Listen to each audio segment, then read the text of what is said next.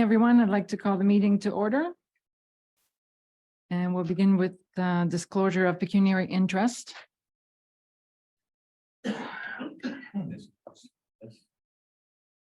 For the whole meeting. Deputy Mayor Widner.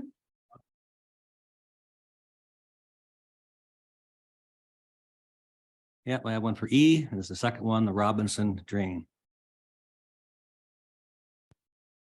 So noted. Thank you. No one else. So we'll proceed now to closed session. Clerk Adams.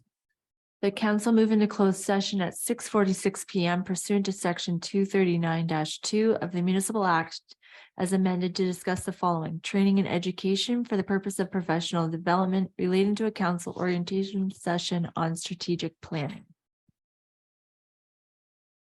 Mover and seconder. Serna, Wilson, all in favor? Carried. And if there's anyone watching before we end the recording and just want, the plan is to resume the open session at our usual time of 7:30. Thank you. Okay, welcome back. And if anyone is logged in, thank you for your patience. It was a nicely engaged educational session. So we'll resume our regular agenda. The next item is approval of our previous minutes. That the minutes of the regular meeting of the council held on March 2nd, 2023 be adopted as printed and circulated. Mover and seconder. Serna, Lewis. Any errors or omissions? Seeing none, all in favor? Carried. Next, we have a public meeting. So I'd like to call this public meeting to order with the following resolution. Clerk Adams. That the public meeting concerning the zoning bylaw amendment application number D14Z01-23 of Joelle Duray, Colleen Duray, and Jeremy Duray, Co. SBM Limited, relating to the property located at Concession 9 South Part Lot 6 and known municipally as 13996 Whitaker Road be called to order at 7:41 PM. Mover and seconder. Wilson, Serna, all in favor? Carried. So this is a public meeting as required by the Planning Act to afford any person an opportunity to make representation with respect to a proposed zoning bylaw amendment respecting 13996 Whitaker Road, Concession 9S, Part Lot 6, Township of Malahide. What method of notice and when was the notice given to the public for this meeting? Clerk Yes. Adams. Through you, your worship, the notice of the meeting was given in the prescribed manner by publication in the Elmer Express on February 22nd and March 1st. In addition, affected property owners within 120 meters were sent a notice by mail at minimum 20 days prior to the meeting. Thank you. And we have Eric Steele of Monteith Brown to provide an overview of the application and provide any comments if received. Thank you, Your Worship. For council tonight is. Can you hear me? It's a little bit low. I don't know if that's at our end. We'll boost the volume at our end, but try again. Before council tonight is a concurrent zoning bylaw amendment and severance application for the subject lands, which is an agricultural parcel approximately 43.2 hectares in size. And based on the information provided by the applicant, such a property is currently owned by 3 separate owners who are looking to split the ownership between them. The provincial policy statement, as well as the county and Malahide official plans, contain requirements for agricultural lot severances. And these include matters such as ensuring that the lots are both a size that's appropriate for the type of agricultural uses common in the area. The size of the parcels are sufficiently large to ensure flexibility in the future use of those properties for farming, as well as both parcels are viable agriculture units and will continue to be used for agricultural purposes. Is note that in a review, the size of the parcels proposed would be consistent with others in the area and would be large enough to permit flexibility in farming uses and will also continue to be used for agricultural purposes. I believe the owners are proposing to continue to use the property for crop production as well as the raising of livestock. and both the severed and retained parcels would comply with requirements of the A1 zone. It's noted that the property is located on the adjacent lands of a designated significant woodland, and typically the county official plan does not permit development and site alteration on adjacent lands to natural heritage features unless it's demonstrated that there be no negative impacts. Given that the proposed severance is to split an agricultural lot and there are no new uses or buildings proposed, it's not anticipated that there be any kind of impact as a result of the proposed lot creation on those natural heritage features. I also noted that a portion of the proposed retained parcel surrounding the Catfish Creek drain is regulated by the Catfish Creek Conservation Authority. The Conservation Authority has commented that there are no concerns with the application and has noted that any future development or site alteration within those regulated areas would require a permit. I'd also like to note for council that there has been further discussion between the applicant and township staff, and changes are proposed to the recommended conditions for consent approval. Particularly condition 2, which had required entrance permits to be obtained from the appropriate approval authority, has been waived by staff, as both the severed and retained lands currently have adequate access and no new accesses are being proposed as a result of this application. Additionally, condition 3, which had required a lot grading and development plan and ditch grading plan, has also been waived, as staff have confirmed that the lot grading and drainage plan can be addressed through the building permit process if a future building is proposed on the subject property. It's my understanding that these changes have been made in the draft resolution for council. Based on a review, it's recommended that council support the consent application and approve the related zoning bylaw amendment. And that concludes the presentation of council. I'll be happy to take questions from members of council.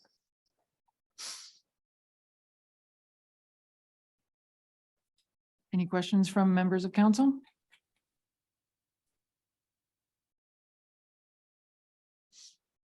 And Mr. Steele, can I confirm that whether you've received any written submissions on the proposal? To your worship, the only written submission was received from the Catfish Creek Conservation Authority. Thank you for that. Anyone in attendance, either on Zoom or in person, wishing to comment further? Yes, good evening, your worship. Good evening, council members. My name is Simona Rasanu. I'm a planner with Strict Baldnelli Moniz and the agent for this application. I would like to thank staff and Eric Steele, the planning consultant, for their staff report, including for working with me on revising those 2 conditions that he mentioned a few minutes ago. Otherwise, I have no further comments unless there are any questions. Thank you. Thank you. Any further comments or questions? Seeing none, we will consider all comments received when making final decisions on the application. And everyone, I'd like to state that everyone has been given a fair opportunity to be heard. And if there are no further questions, please be advised that any person wishing further information on the actions of council regarding the passing of bylaw on the proposed amendment should contact the clerk. And seeing no further discussion, we can proceed with the adjournment and consideration of the planner's report and the resolution. Clerk Adams. That the public meeting concerning the zoning bylaw amendment application number D14 Z01-23 of Joel Jure, Colleen Jure, and Jeremy Jure, Co-SBM Limited, relating to the property located at concession 9 South Part Lot 6 and known municipally as 13996 Whitaker Road be adjourned and council reconvene at 7:48 p.m. Mover and seconder. Widner, Wilson, all in favor? Carried. That report number DS 23-05 entitled Application for Consent to Sever number D10-E8-23 and associated application for zoning bylaw amendment number D14-Z01-23 of Joel Jure, Colleen Jure, and Jeremy Jure, Co-SBM Limited be received, and that the application for consent to sever number D10-E8-23 relating to the property located at concession 9 South Part Lot 6, known municipally as 13996 Whitaker Road, be supported for the reasons set out in the report, and that this report and the recommended conditions, with the removal of condition 2 being the entrance permit condition and condition number 3 being the lot grading plan condition, be forwarded to the Land Division Committee for its review and consideration, and that the zoning bylaw amendment application number D14 Z01-23 relating to the property located at concession 9 South Part Lot 6, known as 13996 Whitaker Road, be approved for the reasons set out in the report. And that council withholds passing of the bylaw until such time that a notice of decision from the County of Elgin approving the associated consent application has been received to the satisfaction of the Township of Malahide.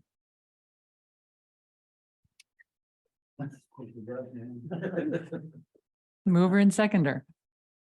Wilson, Serna, all in favor? Carried. Thank you. Thank you.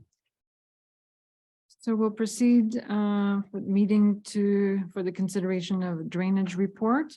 This is a meeting to consider the Robinson drainage works.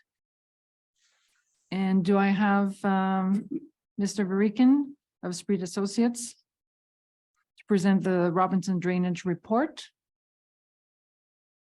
Yes, thank you, your worship. Can you hear me all right? Yes, we can. Thank you.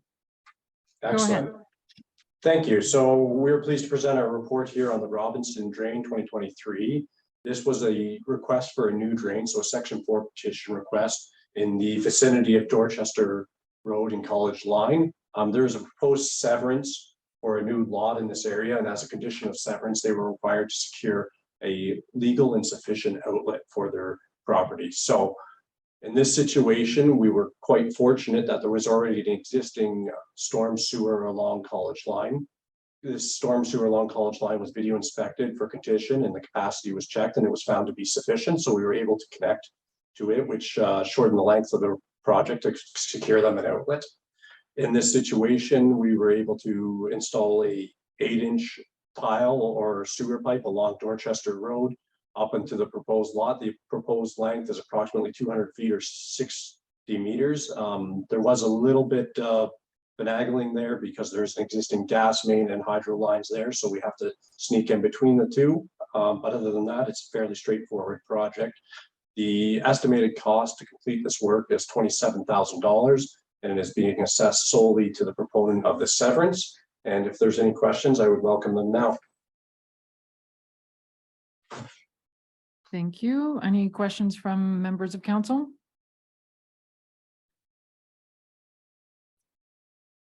Mr. Varikin, can you confirm whether you received, if anyone has submitted any comments in writing concerning the drainage report? We have not received any verbal or written concerns or questions. And do we have anyone attending in person or via Zoom? And do you wish to speak or comment further?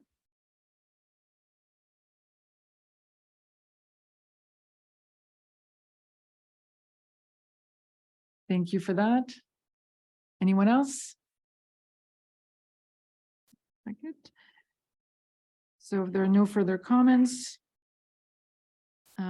if any persons, including members of council, would like to withdraw or add their names to the petition, withdrawals must be done in writing, signed and filed with the clerk. Just need to advise you of that. Otherwise, Mr. Varikin, or is it the clerk will explain the next steps in the process, including the appeal process and the drainage report. If the drainage report is adopted, the court of revision process and so forth. Mr. Varikin? Yes, certainly. I didn't know if you wanted the clerk or myself. So the next step in the process will be to hold a court of revision. Typically that is held 4 weeks after, so 2 council meetings after.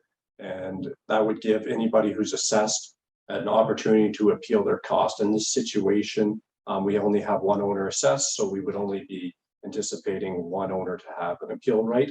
After that period, we would enter a 45-day window for further appeals on that to the tribunal, at which point they could be formally adopted and given 3rd and final reading. Thank you for that. Any questions that the process is clear? Good, good. So Clerk Adams, then can I have the resolution to receive and adopt the report and a resolution to set a date for the court of revision?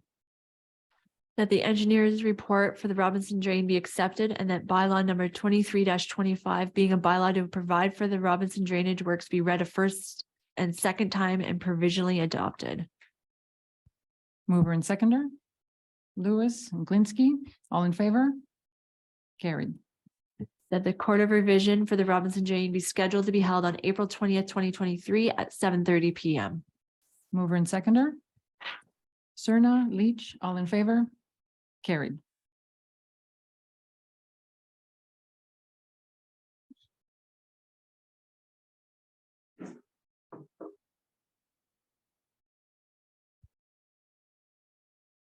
Thank you, your worship. Thank you. Have a nice evening. Thank you.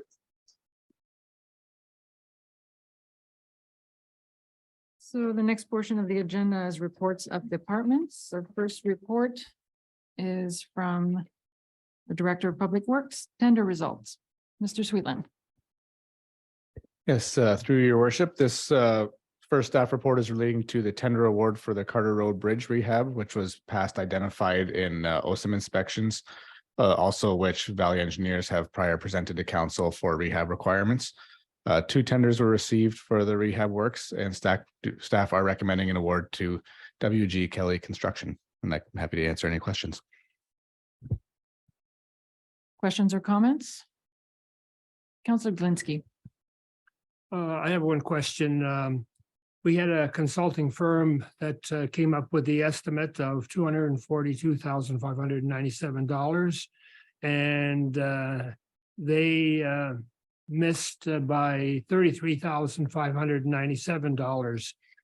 Is the difference in cost from the consultant's report just the result of inflation, or did they miss something? Thank you. Director Sweetland. Yes, through your worship.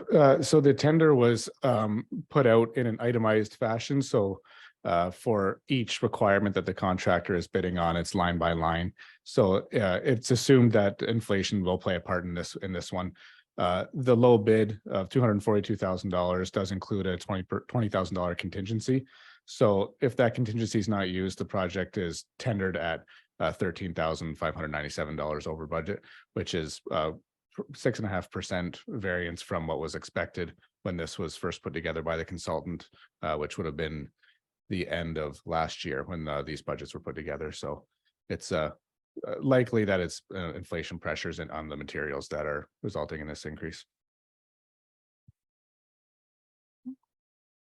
Any further questions or comments? Clerk Adams. Resolution. The report number PW-23-18 entitled Tender Results Carter Road Bridge Rehabilitation be received, and that the Carter Road Bridge Rehabilitation be awarded to WG Kelly Construction of Mitchell, Ontario, in the amount of $242,597 plus HST. And then the mayor and clerk be authorized to enter into an agreement with WG Kelly Construction for the purpose of completing the Carter Road Bridge rehabilitation. Mover and seconder. Serna, Leach, all in favor? Carried.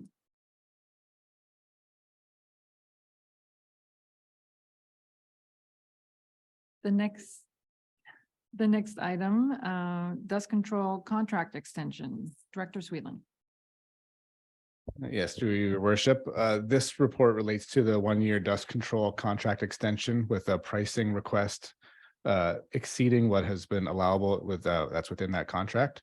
So this staff report speaks to the market rationale for the price increase and the analysis and risk of allowing or denying such request, noting there are very few contractors that do work in this market. So, and to summarize, staff are recommending that council do accept this price increase from Daly with the fuel surcharge, noting that it's allowing protection against the large increases that were seen last year. So I'd be happy to answer any questions council may have. Thank you. Questions or comments? Councillor Leach.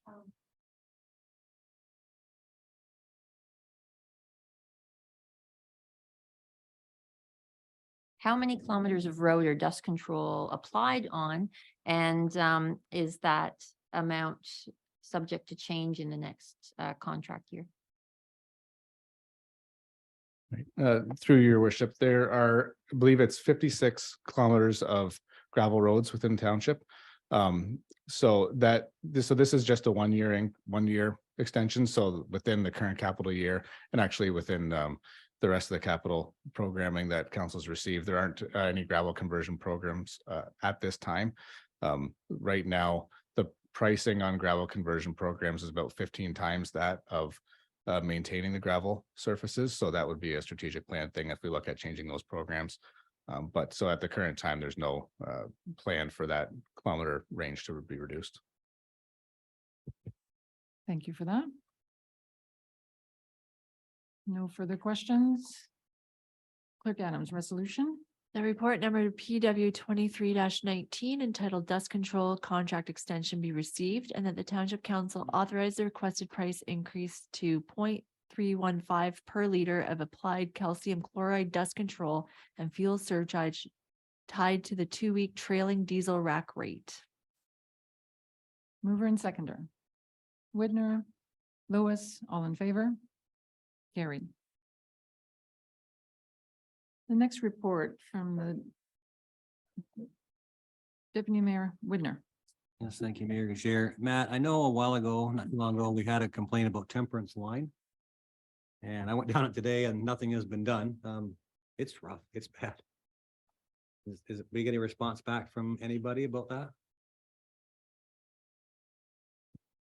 CO Bedridge. Thank you. I'll answer, and maybe Matt can fill in some gaps here, but we're still determining whose road it is. There's some information that suggests it may be owned by the township or it's maybe owned by the MTO. So we're working through that.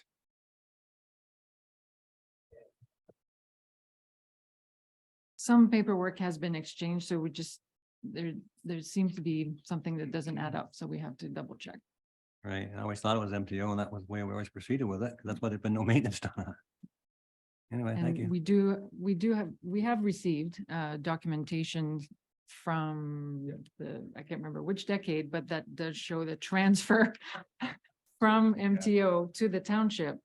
But we need to further validate that. I think, for what year was that? Oh, 60? yes. So a number of decades ago, apparently it was indeed transferred to the township, but what we're looking into is to making sure, because as you mentioned, Deputy Mayor Whitner, it has been assumed to be still under MTO jurisdiction and authority. However, yes, there was some paperwork found a transfer from the province to the township. So we're just simply looking into make sure that that is accurate, and if it is, how do we address the fact that MTO has assumed jurisdiction for so many decades, knowing that if it was a township road and it would have been treated like all other township roads and maintained and treated accordingly. Follow up? Yes, thank you, Mayor. I just wonder who holds the liability then.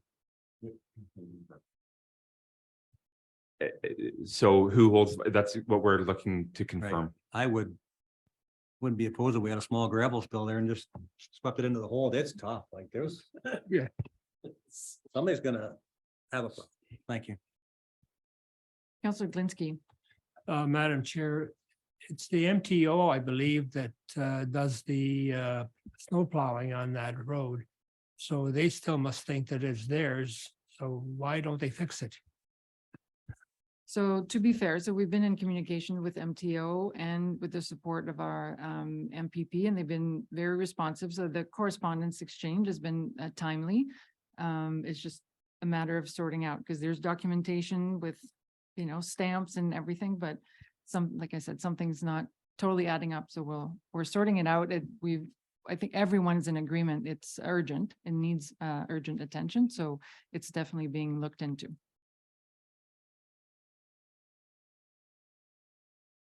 So if there are no further questions for the Director of Public Works, we'll move to the Director of Corporate Services, Mr. Boylan, with the report on council remuneration and expenses.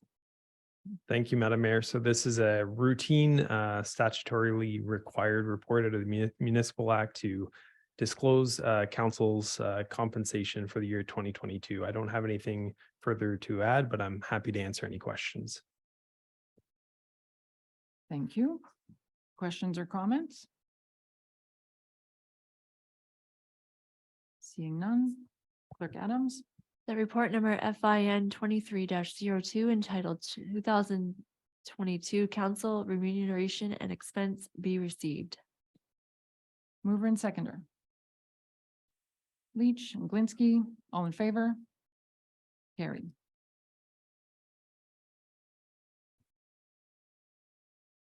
The next item is an application for consent to sever. Do we have Mr. Steele back with us to present this report? Yes, your worship. Go ahead. Thank you. Purpose of this application is to permit a surplus farm dwelling severance. The subject farm property is approximately 34.5 hectares in size, and based on information provided, the owners reside on another agricultural parcel to the east of the subject lands and also reside on that property as well.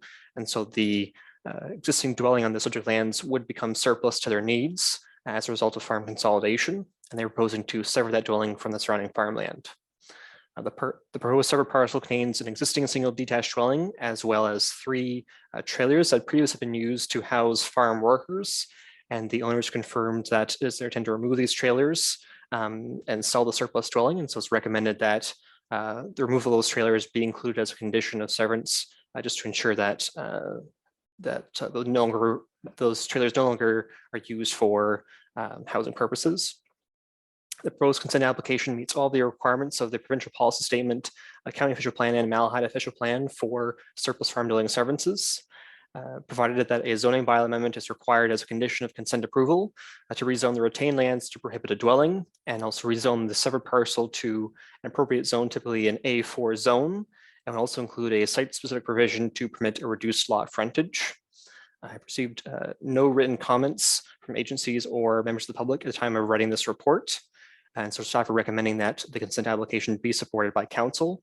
That concludes my presentation. I'd be happy to take questions from members of council. Thank you. Questions, Councillor Wilson?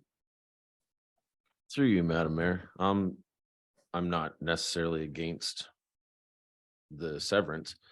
It just looks like some gerrymandered district in some US congressional elections. Like, it's like, I don't know what this shape is. It doesn't make sense to me.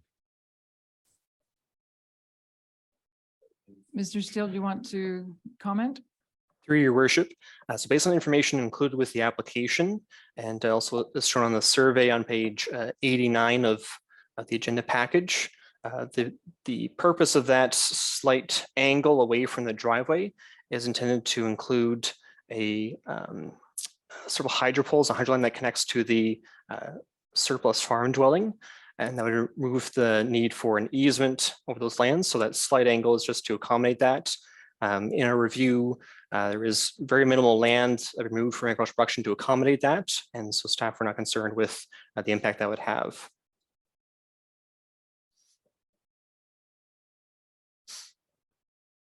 Any further comments or questions? Seeing none, Clerk Adams? The report number DS 23-06 entitled Application for Consent to Sever number E3-23 of Chad Underhill Farms Limited be received, and that the application for consent to sever of Chad Underhill Farms Limited relating to the property located at concession 1 west part of lot 29 and known municipally as 52361 Nova Scotia line be supported for the reasons set out in this report, and that this report be forwarded to the Land Division Committee for its review and consideration. Mover and seconder. Blinsky, Wilson, all in favor? Carried. Thank you, Mr. Steele. Thank you. Have a good evening. You too. The next report is a passing of a zoning bylaw. CEO Betteridge? Thank you, your worship. So council doesn't typically see zoning bylaw amendments in this manner. They're typically brought forward once they're applied for, and council considers it like with a public meeting like has happened earlier tonight. And council typically passes the bylaw that same evening in accordance with the Planning Act. in this case, this is the operation known as Creative Industries, which is established on Carlton Line. They applied for an official plan amendment in 2020. It's both a local and a county approval process, but it was to implement a lot addition. So because Creative Industries is if not related, but not entirely an agricultural related use, it needed an official plan amendment to enlarge a non-agricultural related use in the prime agricultural area. So it needed an official plan amendment, the severance, and then the associated zoning bylaw amendment. So I did add Council of the Day's approved minutes just for some history. It's gone through the process, and yes, it has taken some time, but they've gotten their official plan amendment. They've got the subsequent severance. Now to wrap most of it up and to finish the process is the passing of this zoning bylaw. So just to reiterate, previous council did hold the statutory public meeting for this proposal. All that's left to do by council is to pass the implementing zoning bylaw. So I hope that clarifies. It's, as I reiterate, it's not the typical process, but a couple of years have gone by and it's simply left to pass the bylaw. Thank you. Comments or questions? Counselor Wilson?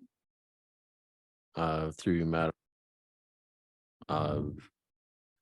We want to expand and try to support local business and commercial properties. Gladly. Thank you for that.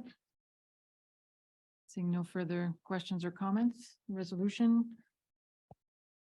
That report number DS 23-09 entitled Passing of Zoning Bylaw of David and Mary Thiessen be received, and that the zoning bylaw be passed for the previous approval of the application of David and Mary Thiessen relating to the property located at north part of Lot 24, Concession 3, and known municipally as 51553 Carlton Line. Mover and seconder, Lewis and Glinsky, all in favor? Carried.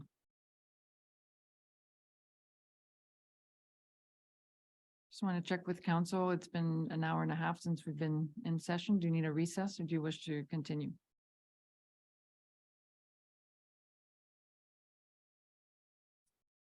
Yeah, just wanted, okay, just with your consent, happy to continue.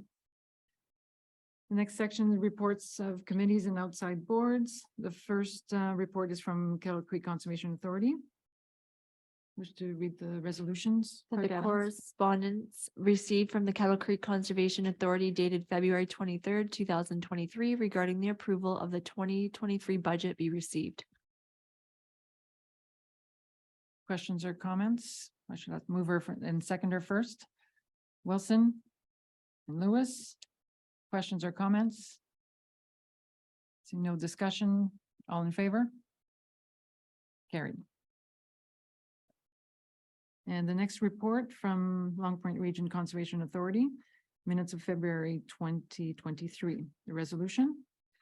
That the following reports of committees and outside boards be noted and filed, Long Point Region Conservation Authority.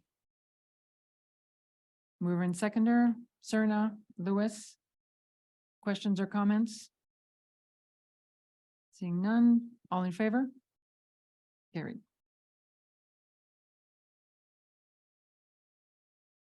Next, we have I'll have 2 copies here. We have items of correspondence. Anything you wish to endorse or comment, Deputy Mayor Widner? Yes, thank you, Mayor Zier. Tip 2, number 2 is AMO in relation to sending a letter to the Minister of Transport that speaks to the issue of railways and the Drainage Act. That's been going on for a couple of years. There doesn't seem to be any movement, but I think it's very important that something has changed there. And number 4, the municipality of Chatham-Kent, the municipal insurance cost. They, like us, are getting beat every year with increased costs, so there's gonna have to be some way to change the way to do business. I don't know what the answer is, but I think we should support that. Thank you. Thank you. Counselor Wilson, and I'll come back to Counselor Glinsky. Through you, Madam Mayor, I'd like to support the municipality of Moonbeam regarding their extension to the moratorium on most public accommodation reviews. Basically, you have larger school boards like Thames Valley, which we are unfortunately part of, and the City of London, along with Toronto, like the bigger city districts. They are getting sort of caught in this no closures allowed. Well, some old schools need to close, some new ones, new subdivisions, they need to open up. So they're asking to the province to lift that moratorium. And for certain circumstances, I think it's, it's sort of hamstringing them from being able to proceed with their regular work. However, anytime that this means that rural or northern schools are going to be closed, there needs to be some more oversight into this whole thing. So I'm not sure how close of attention anyone was paying to the ARC meetings.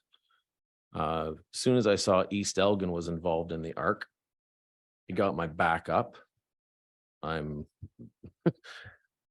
really don't think much of the organization.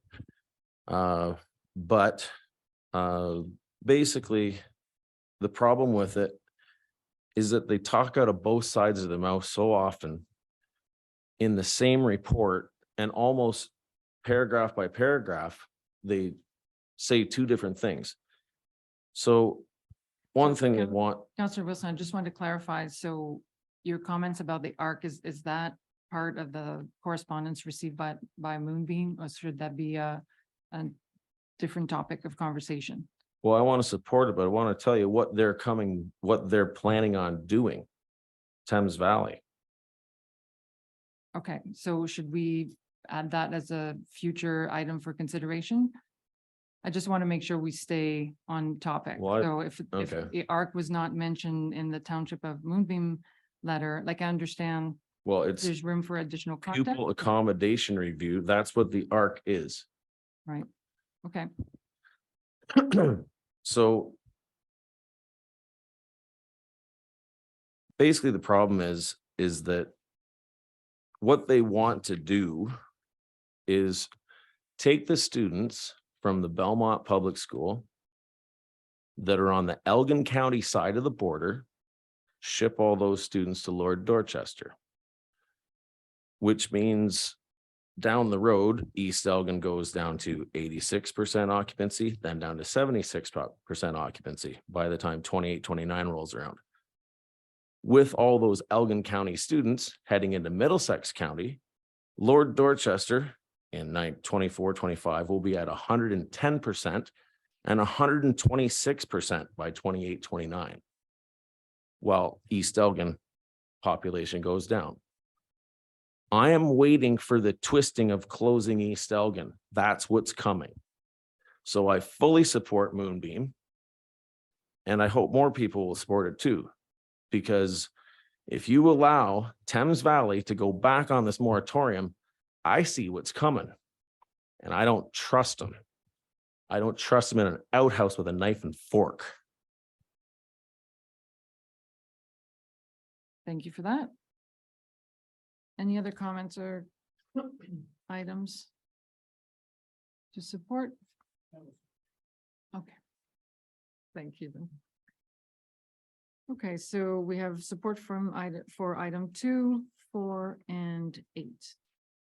The resolution? The correspondence items 2, 4, and 8 be supported and that the remaining items be noted and filed. Mover and seconder. Wilson and Serna, all in favor? Carried. Any other business? Deputy Mayor Widner. Thank you, thank you, Mayor. Just a county update. We had a pretty interesting meeting. We had Impact there, and that was actually quite interesting. Impact has 5.5 million properties in their database, which is pretty staggering. And there was $37 billion in new assessment captured in 2022. Can you?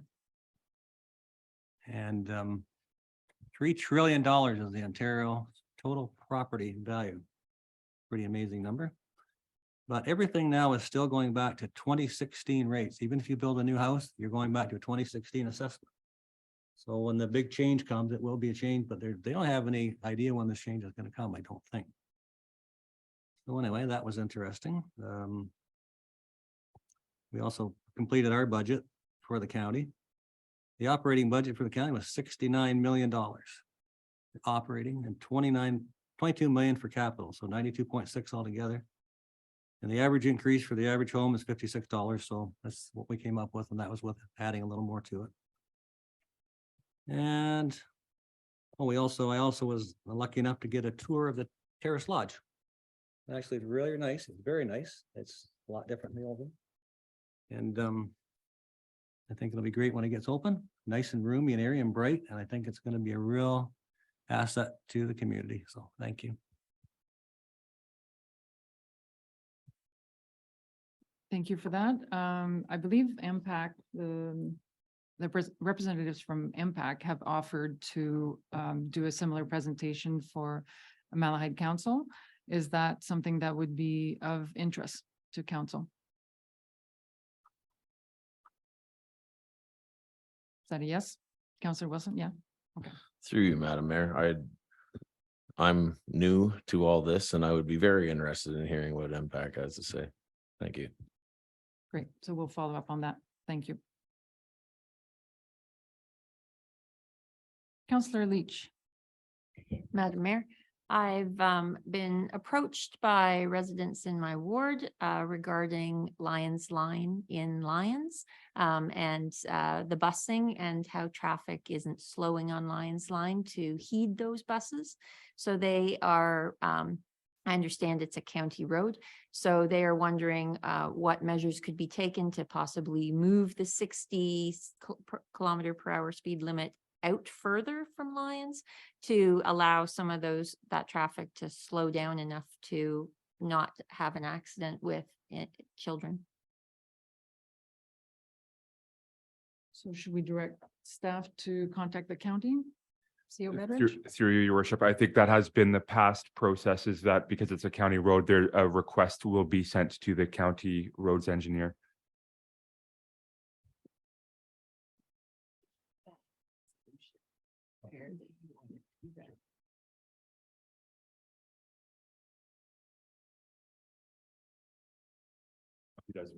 Okay, so let's do a resolution to formalize the request of the county. Before we do, Deputy Mayor Whitner. Yes, thank you, Mayor Giere. That's what they're looking at that today. And one of the problems that I see is the 80 sign is way too far to the east. So I can see why they're going 80 there because they're allowed to. So if it was shoved off more to the west, maybe that would help somewhat. But for information's sake, has there been any accidents or close calls or?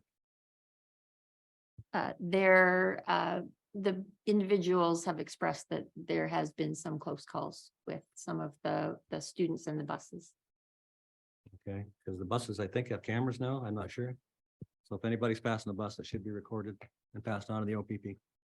Thank you.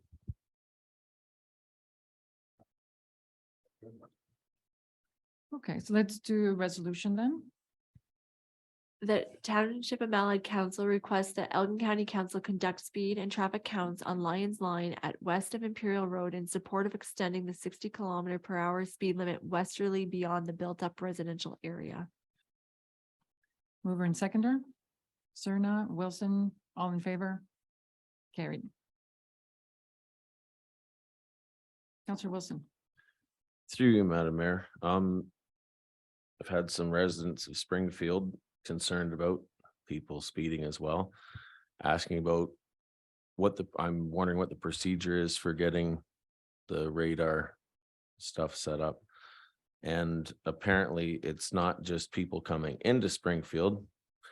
They're going well beyond 80 by the time they exit Springfield too. So not sure if they have two-sided signs or not, but just passing along some concerns. Yes, I believe we can make the request, the OPP, to install the radar temporarily. They did so in December or late November for a few weeks. And I did request this if they have any data to share, but it probably doesn't hurt to just do it on a regular basis, to put those up on a regular basis. Counselor Wilson? What is the procedure for getting a permanent one? Like we use Putnam Road to head out to the 401 regularly, and there's stuff in Crampton. It's not one that rolls up for a couple weeks and takes off. It's there. And, you know, I'm guilty of having lead foot myself. And when you see that thing flashing at you, you slow down. So it's going to be a continuing problem in Springfield. And it's not really so much from Putnam, because they only get a chance to come in so fast from Putnam Road into Springfield. Most of this stuff is at the west end of Springfield. And that's for the people accelerating out as well as coming in. Director Sweetland, did you want to comment? I don't know that we've budgeted for that. Yes, through your worship, those programs have been looked at in the past, and the township does have a policy for community sponsored speed signage, those radar speed signage. So with that program, it's the community group that's looking for that signage to be installed can petition for it. They're responsible for the costs of the signage. And then it's vetted by the policing committee and then through council for it to actually be implemented. But those whole programs will be managed by the group or the residents that are requesting that signage to be installed. Counselor Wilson? Is there any way that this could be done with the living in Springfield levy, sorry, that we already pay for? Wasn't sure if we could. Yeah, as I said, right now, the budget we just passed, I do not believe has a line for that. Would it be possible to get a quote, just so that if a community group wants to get together to raise funds, so we know, are we talking about 3, 5, 10,000? I don't know. I've heard various prices over the years. Would it be possible to have at least an idea we can report back? Is that okay? Deputy Mayor Widner? Yes, thank you, Mayor Gager. The last trade show, Adam and I happened to be at a booth where they were selling them. And what were they, like 3,500? Now that's cheaper than what we thought they'd be anyway. Right. Yeah, the pamphlets, and there's the variety, there's different styles, but through you, Madam Mayor, if there's a follow-up report that can be done, that can include some of those components. Thank you for that. So we'll follow up. Okay. Anything else? We have a bylaw for roadside grass cutting. Bylaw number 23-22 being a bylaw to authorize the execution of an agreement with Fitch General Contracting Inc. for roadside grass cutting for 2023 be given first, second, and third readings and be properly signed and sealed. Mover and seconder. Linsky, Wilson, all in favor? Carried.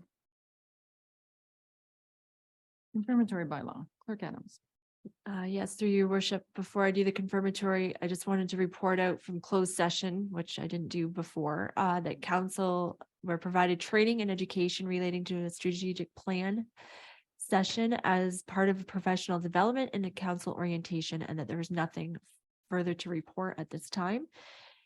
And that bylaw number 23-24 being a confirmatory bylaw be given first, second, and third readings and be properly signed and sealed.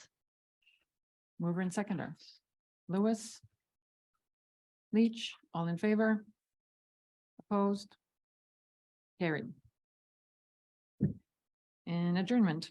The council adjourned its meeting at 8:28 PM to meet again on April 6, 2023 at 7:30 PM. Widner and Glinsky, all in favor? Carried. Thank you. Have a nice evening.